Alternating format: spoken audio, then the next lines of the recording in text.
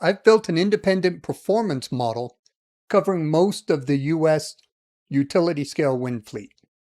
I sell project level forensic reports. If you'd like an example of my work, I will send you a zip file with a sample right away.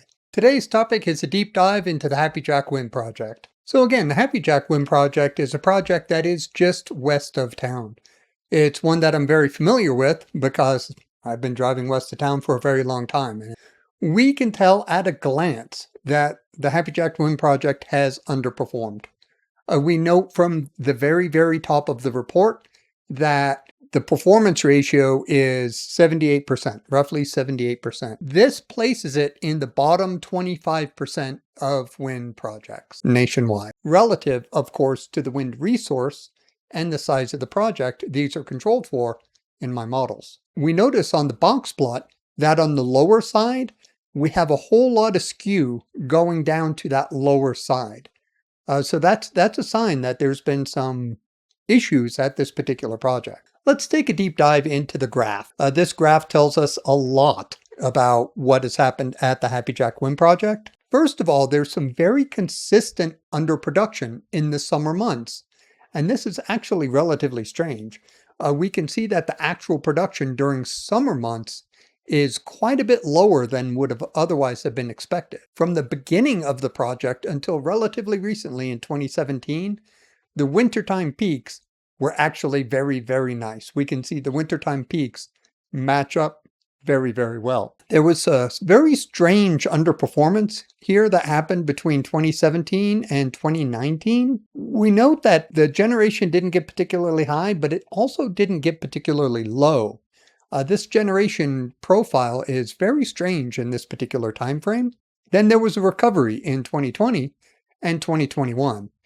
Things looked very, very good for those 2 years. In 2022, there was a strange period of elevated expectations. Now, this tracked very well between the wind resource and the generation.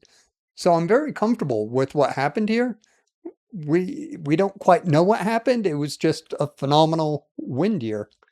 But then after 2022, production just fell entirely off a cliff. So let's speculate a little bit as to what happened. But let me emphasize when I speculate that this is a top-down model. There's no SCADA involved, so I don't have any data from the turbines themselves, which would typically go into an operational report. But when you have SCADA, you have non-disclosure agreements. When you have non-disclosure agreements, you can't get in front of the world like I'm doing right now and describe what you see in terms of the production of a project. So for this last portion, we're not really getting up to the max and we're coming very, very low as well. This looks a lot like some turbines were taken offline, to be completely honest. Again, we don't know because we don't have SCADA, but if I was going to guess, I would say that some turbines were brought offline.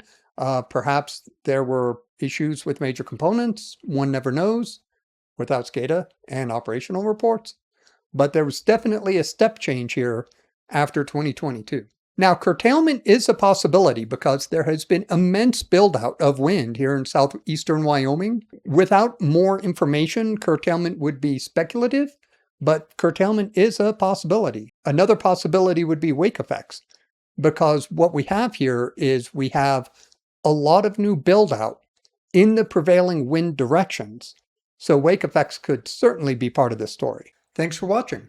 If you want to look at the performance data for a specific asset in your portfolio, or have questions about the fleet-wide model, my DMs are open. Feel free to leave a question in the comments below, and I'll see you in the next analysis.